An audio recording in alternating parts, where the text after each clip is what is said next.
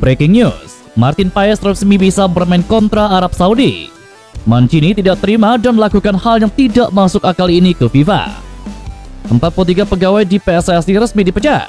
Erick Thohir buka suara. Yaya Traore bicara begini jelang laga kontra Timnas Indonesia. Serta beberapa berita Timnas Indonesia malam ini. Selengkapnya hanya di Kiko Football.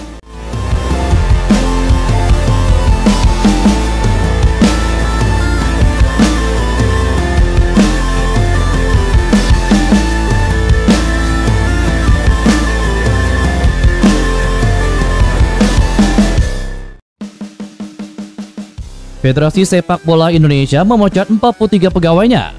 Ketum PSSI Erick Thohir mengatakan pemutusan hubungan kerja tersebut sebagai bagian dari komitmen untuk bersih-bersih di sepak bola Indonesia, terutama di internal PSSI. Pemecatan terhadap puluhan pegawai PSSI itu ucapnya menyusul hasil audit internal yang menemukan penyalahgunaan wewenang, yakni memanfaatkan aset digital. Menurut Erick Thohir, pegawai itu menggunakan foto-foto dokumentasi kegiatan Timnas Indonesia untuk keperluan lain. Pendapatan dari AdSense, akun sosial media PSSI yang sudah dimonetisasi, seperti YouTube, masuk ke rekening pribadi. Erick Thohir tidak mau aset PSSI dikelola pribadi dan ada kegiatan berupa cashback. Kami mau memperbaiki secara menyeluruh, jantungnya di PSSI. Semua stakeholder ingin sepak bola bersih dan berprestasi, kata Erick Thohir. Ia berjanji akan terus fokus untuk bersih-bersih di Timnas Indonesia dan juga Liga 1. Sebelumnya anggota Exco PSSI Arya Sinulinga menyebut PSSI memecat 43 karyawan karena ingin perubahan atau transformasi PSSI. Bahkan ucapnya PSSI sudah meminta konsultan untuk terlibat dalam pembenahan tersebut. PSSI ucapnya juga menemukan adanya karyawan yang bekerja tidak profesional. Foto-foto juga dipakai media lain tanpa ada keterangan milik PSSI, melainkan atas nama pribadi pegawai. Masalah tersebut dibawa ke atasan sang pegawai dan diminta agar pegawai itu diberhentikan. Sintayong memang tidak menargetkan posisi 1 dan 2 demi meraih tiket langsung ke Piala Dunia 2026. Timnas Indonesia justru diminta untuk menyelesaikan putaran ketiga di posisi ketiga atau keempat klasemen akhir. Bahkan Sintayong yang menyebut peluang Timnas Indonesia untuk lolos ke Piala Dunia hanya 20-30% saja. Sintayong mengakui ini bukanlah hal yang mudah bagi Timnas Indonesia. Namun jika finish di posisi ketiga atau keempat, skuad Garuda akan melanjutkan perjalanan ke putaran keempat. Sintayong menyebut Timnas Indonesia saat ini lebih kuat dengan tim yang akan terus berkembang. Banyaknya pemain muda pun membuat langkah Timnas Indonesia semakin terbuka di masa depan. Kita sebenarnya berada di grup neraka. Jika memperhatikan lebih jauh, bisa dibilang kesempatan lolos langsung hanya 20-30%. Tapi jika peringkat 3 atau 4, saya rasa kami bisa ke babak berikutnya. Saya akan berusaha. Sekarang lebih banyak tim kuat. Dan karena kita tim yang berisi pemain muda, kita bisa terus berkembang dan mendapatkan hasilnya 5 tahun ke depan. Hal itu yang selalu saya yakini. Karena buat saya dalam hal tertentu, daripada mencoba ingin mendapatkan semua sekali waktu, lebih baik sedikit demi sedikit, kata Sintayong. Sintayong mengakui hasil Timnas Indonesia tidak bisa tercapai dalam waktu yang singkat. Butuh waktu persiapan hingga jalan terjal yang harus dilalui. Kita perlu menyiapkan semuanya untuk lebih baik. Mimpi-mimpi tidak akan terwujud begitu saja. Saya tidak bisa melakukannya karena saya tidak berpikir jangka pendek. Tapi saya ingin mengatakan bersama dengan para pemain, saya akan selalu memberikan hasil terbaik, jelas Sintayong. Di sisi lain, target realistis pun termasuk pada target poin Timnas Indonesia selama putaran ketiga kualifikasi Piala Dunia 2026 zona Asia ini.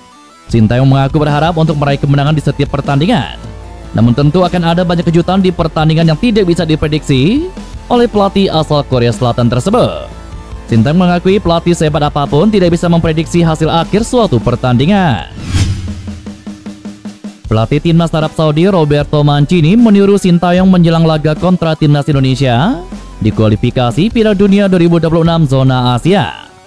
Seperti diketahui, tujuan dari bergabungnya Ki Hun adalah untuk meningkatkan kualitas dari para striker Timnas Indonesia, mengingat dia adalah pensiunan striker Korea Selatan. Di lain sisi, Roberto Mancini menukangi Arab Saudi juga mengikuti langkah Sintayong dengan mengajak kompatriotnya untuk ikut melatih di Arab Saudi. Namun demikian, mereka tidak akan berada dalam tim yang sama, sebab Luigi Di Biagio akan memimpin timnas Arab Saudi U21. Kabar tersebut telah diumumkan oleh Federasi Sepak Bola Arab Saudi pada 31 Agustus lalu. Sebagaimana dikutip dari media Italia Tuttosport, penunjukan Di Biagio dipengaruhi oleh pendapat Roberto Mancini yang ingin bekerja sama lagi dengan Di Biagio setelah sukses di timnas Italia. Sebagai informasi, Di Biagio merupakan pelatih timnas Italia U21 ketika Mancini menukangi tim senior pada periode 2018 hingga periode 2023 lalu. Kiper timnas Indonesia Martin Paes dipastikan bisa memperkuat timnas Indonesia saat laga melawan Arab Saudi pada laga grup C kualifikasi Piala Dunia 2026 yang digelar di Stadion King Abdullah Sports City Jeddah pada hari Jumat 6 September 2024 waktu Indonesia Barat. Kepastian itu diungkap manajer timnas Indonesia Sumarji usai kegiatan match coordination meeting di Jeddah pada Rabu sore tadi. Hari ini sudah selesai kegiatan MCM untuk pertandingan Arab Saudi kontra Indonesia. Pada saat MCM disampaikan dan disahkan bahwa Paes bisa dimainkan di laga tersebut, kata Sumarji. Sumarji pun mengungkapkan rasa syukur dan terima kasih kepada seluruh penggemar timnas Indonesia atas doa dan juga dukungannya. Begitu juga untuk Ketua Umum PSSI Erick Thohir atas kerja kerasnya sehingga hal ini bisa terwujud. Terima kasih sebesar-besarnya untuk Pak Erick Thohir atas usaha yang sudah dilakukan untuk bisa membuat Martin Paes bisa dimainkan secepatnya, jelas Sumarji. Semula Martin Paes sempat dinyatakan tidak bisa memperkuat timnas Indonesia saat laga melawan Arab Saudi. Paes disebut harus absen karena tidak didaftarkan untuk pertandingan melawan Arab Saudi.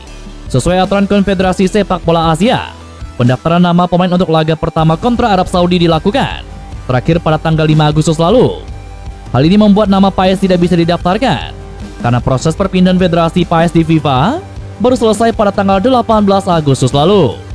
Bisa bermainnya Martin Paes dalam laga kontra Arab Saudi Jumat nanti pastinya menanti protes dari pihak Arab Saudi karena PSSI dinilai menjadi anak emas dari FIFA. Hal ini juga pastinya mempengaruhi skema dan juga taktik persiapan skuad The Green Falcon dalam menghadapi skuad Garuda yang telah disiapkan dari awal. Roberto Mancini mengatakan hal ini adalah hal buruk untuk timnya karena semua yang dipersiapkan harus diubah kembali. Mancini akan melakukan protes keras ke FIFA terkait keputusan yang dianggap merugikan skuad Arab Saudi. Ini tidak masuk akal. Bagaimana kami telah mempersiapkan segalanya untuk menghadapi mereka, tapi keputusan untuk memainkan pemain yang seharusnya belum diperbolehkan turun pada laga nanti, itu sangat tidak bisa diterima. Karena kami harus mengubah semuanya dari awal, dan waktunya sudah sangat mepet jelang pertandingan, jelas Roberto Mancini. Dan itulah beberapa berita timnas Indonesia malam ini. Jangan lupa nantikan berita-berita seputar timnas Indonesia selanjutnya hanya di Kickoff Football.